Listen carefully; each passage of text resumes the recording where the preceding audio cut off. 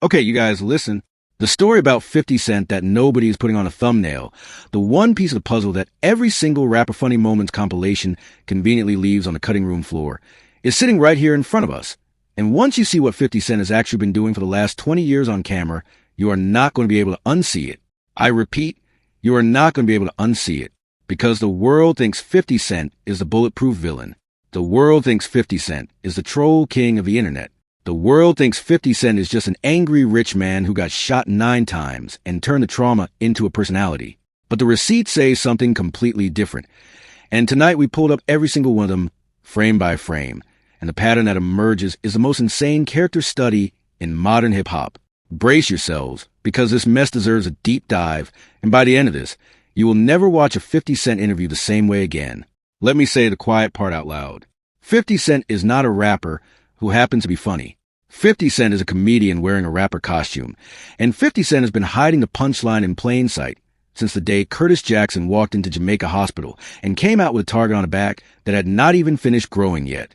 Every interview, every Jimmy Kimmel chair, every red carpet, every petty jaw rule jab, every $3.5 million in a duffel bag photo op, every moment clipped onto TikTok with a laughing emoji. 50 Cent engineered it, on purpose, with surgical precision. And the proof is so loud it is almost embarrassing that the culture missed it for 2 decades. Hear me out, because I am going somewhere with this. Just let 50 Cent rock. Start with the bullets. Start where everybody else stops. Most people, when 50 Cent says 9 times, the camera zooms in, the violins start, the host nods like a therapist, and the segment becomes a trauma confession. But watch what 50 Cent actually does. 50 Cent looks straight into the lens, calm as a Sunday morning, and says 9 times, but it was 1 time, because 50 Cent did not see the person coming. Otherwise, 50 Cent would have avoided it. Then somebody asks where 50 Cent got hit, and 50 Cent says the legs, the hand, the face. And then, while a room full of nervous laughter is still loading, 50 Cent drops a line that re-architects the entire conversation. A fragment is still in the tongue. And the tongue, says 50 Cent, is great for oral sex. The room explodes. The trauma is dead. The host has lost the steering wheel. In less than 15 seconds, 50 Cent has taken the most violent night of a real human life and turned it into a punchline. So clean it could open for Chris Rock. That is not coping. That is craftsmanship. That is somebody who has rehearsed the night in front of a mirror until the wound learned to bow. Now watch what 50 Cent does next, because this is where the layers unfold like a Russian doll. 50 Cent has spent years explaining that there are 2 people inside the same body. There's Curtis Jackson, the kid who belongs to grandma, the one that cleans up, the one that shows up to family dinner with a soft voice and a softer smile. And then there's 50 Cent, the persona, the costume, the war machine that handles the internet, the lawsuits, the feuds, and the headlines. 50 Cent literally demonstrates the switch on camera. This is Curtis, and here is 50. Same body, different operating system. Most rappers would call that a brand. 50 Cent calls it survival. And that one tiny pivot is the master key to understanding why every joke 50 Cent has ever told lands like a sniper round. Hold on. Before we keep going, let me put something on the screen, because I do not want you to think 50 Cent woke up one day and decided to be funny. 50 Cent built this.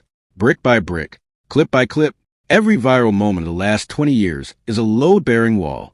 Remember Floyd Mayweather sitting in a room while 50 Cent offered $750,000 to charity if Floyd Mayweather could read 1 full page of Harry Potter?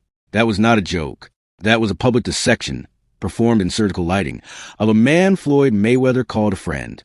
And then, days later, the iced bucket challenge, Floyd Mayweather declining, 50 Cent laughing on the internet, and a feud that everybody thought was dead suddenly walking again. Curtis Jackson would never have done that. 50 Cent does that on a Tuesday. Now let me show you the receipts on the next layer, because this is where the average compilation stops and the real autopsy begins. Look at the Hollywood Walk of Fame moment. 50 Cent gets a star. Where does 50 Cent want it placed? Next to Donald Trump. Why? Because Donald Trump's star gets vandalized, so the cameras are always pointed at it. So 50 Cent gets free coverage forever. That is not impulsive. That is a real estate strategy disguised as a joke. 50 Cent is not running a rap career. 50 Cent is running a media empire, and the punchlines are the marketing budget. Every joke is a billboard. Every interview is a launch event. Every feud is a free trailer. And the entire industry has been treating it like comedy. Wake up, but this is where it gets weird. Look at the underwear segment. Frigo Crown. 50 Cent walks onto a daytime show on camera in 4K and tells the host that the host would not look like that if the host wore the underwear. Daytime audience. Mainstream brand placement. Mass market product. And 50 Cent uses a platform to roast the host's body while selling boxers. That is the dual throttle engine. Promotion and demolition at the exact same time. Most celebrities pick one. 50 Cent runs both in parallel. Every single time the camera turns red. And let us not forget the moment everybody quotes but nobody unpacks. The vacation with Grandpa. 50 Cent on a late-night couch, telling the host that 50 Cent took Grandpa to Puerto Rico for Grandpa's birthday. The audience says, "Aw." The host says, "Aw." And then 50 Cent calmly, like 50 Cent is ordering coffee, reveals that Grandpa, 84 years old, asked the driver to take both of them to a strip club, 84, in Puerto Rico, with the favorite grandson. And the way 50 Cent delivers it, with the dry pause, the half shrug, the not my circus, not my monkey's face, you realize 50 Cent did not stumble into this story. 50 Cent walked the host into a trap, baited with cuteness, and the snap closed on national television. That is the difference between a rapper telling a story and a comedian writing a setup. Anyway, let us keep going, because every time I think I found the ceiling on 50 Cent's discipline, 50 Cent shows me another floor. Look at the Ja Rule beef. The world thinks the feud is over. 50 Cent did not move on. 50 Cent buys the first 4 rows of Ja Rule's concert on Groupon for $15 to leave the seats empty, to make the cameras film the gaps, to make sure the most painful image of Ja Rule's career is a wide shot of nobody. And then 50 Cent tells a talk show host a story with a face so flat you would think 50 Cent was describing the weather. Say one nice thing about Ja Rule, says the host. Ja Rule is alive, says 50 Cent. That is the entire compliment. And the audience laughs because the audience does not realize they just watched somebody being buried with a smile. Now, this is the moment where the pattern crystallizes. So listen carefully. 50 Cent is not just funny. 50 Cent is using comedy as armor, as currency, as a weapon, and as a smokescreen, all at once. The shooting joke is armor. The Mayweather offers currency. The Ja Rule seats are a weapon. The vacation story is a smokescreen. And underneath all 4 mechanisms, the same person is making the same calculation. What gives 50 Cent the most leverage and the least exposure? Because Curtis Jackson grew up in places where leverage was the only thing keeping a kid breathing. And when Curtis Jackson became 50 Cent, the streets did not stop. The rules just changed. The block became the algorithm. The corner became the camera. The ops became the news cycle. And the gun became the mic. Hear me out, because this is where everybody gets it wrong. People think 50 Cent makes jokes because 50 Cent is bored or rich or petty or untouchable. None of that is the engine. The engine is older than the money. Watch what 50 Cent says about the upbringing. Curtis Jackson was actively involved in things kids are not supposed to be involved in. Period. Full stop. No elaboration. Just a closed door with a smile painted on it. That is the entire blueprint of a persona. Tell the truth, but tell only the part that makes the room laugh. Hide the rest, and the audience leaves entertained, never suspecting that the real story is still locked inside the room, and 50 Cent walks out of every set with the keys still in 50 Cent's pocket. And let us play this hypothetical for a second. Imagine 50 Cent had picked a different lane. Imagine 50 Cent had become a venture capitalist with no rap career, no power, no effing vodka, no vitamin water cameo, where 50 Cent yells about vitamin water in the middle of an interview just because 50 Cent can. Imagine 50 Cent had walked into a boardroom every morning in a quiet suit. Do you think the comedy would have disappeared? Do you think Curtis Jackson would have stopped engineering punchlines? No, because the comedy is not the career. The comedy is the survival mechanism that became the career. 50 Cent would still be roasting somebody in that boardroom. The targets would just be wearing nicer ties. Now watch this, because the next piece is the one nobody talks about. The fitness segment. Somebody asks 50 Cent how to get a body like 50 Cent's, and 50 Cent says, work out sometime. Work out sometime. That is the whole answer. No supplement plug. No book pitch. No 5-step program. Just 2 words and smirk. And then 50 Cent doubles back and says, anybody who tries 50 Cent will get snapped, will get a lawsuit, will get fixed up right here on the spot. In one breath. 50 Cent has trolled the wellness industry, trolled the legal system, and trolled every challenger watching the clip, all without breaking eye contact. That is not comedy. That is psychological warfare with cue cards. Count the incentives. The The label wants 50 Cent on the news. The streaming service wants 50 Cent on the trending tab. The brand wants 50 Cent quoting the product. The talk show wants 50 Cent breaking the format. The internet wants 50 Cent dragging somebody by Monday morning. And 50 Cent? 50 Cent wants leverage. The family is outvoted 5-1 before the camera even turns on, and yet 50 Cent walks out of every room with the upper hand, every single time. How? Because 50 Cent figure out the cheat code nobody else in hip-hop has fully cracked. If you control the laugh, you control the room. If you control the room, you control the narrative. If you control the narrative, you control the price. But this is the part that gives me chills. Watch how 50 Cent handles being called the greatest or not the greatest. Some magazine, some random list, says 50 Cent is the greatest rapper of all time. The interviewer asks a younger rapper to confirm. The younger rapper hesitates, fumbles, says, well, give it to youngsters, prefers somebody else, prefers Loaded Lux, prefers anybody but 50 Cent. And then the camera pans, and 50 Cent is sitting right there, right behind the rapper, the whole time, listening to every word. And the rapper's soul leaves the body in real time on camera. My mind is blown, the rapper says. My mind is blown. And 50 Cent does not even need to speak. The setup did the work. The ambush did the work. The silence did the work. That is the most expensive lesson in hip-hop history, taught for free, on a Tuesday afternoon, in front of an audience of millions. Now, let me walk you through the Candy Shop moment.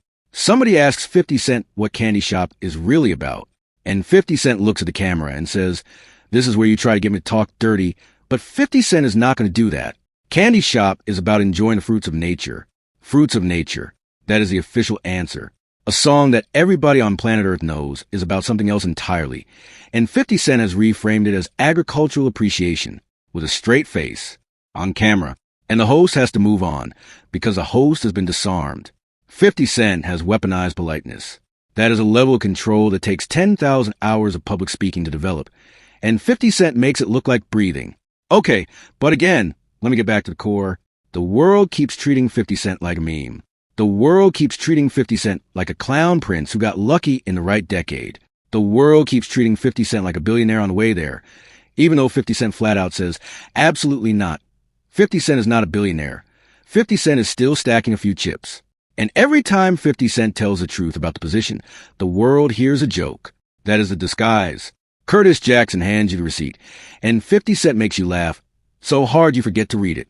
Here's the part where I get serious for a second. Curtis Jackson is, on the record, somebody's only baby.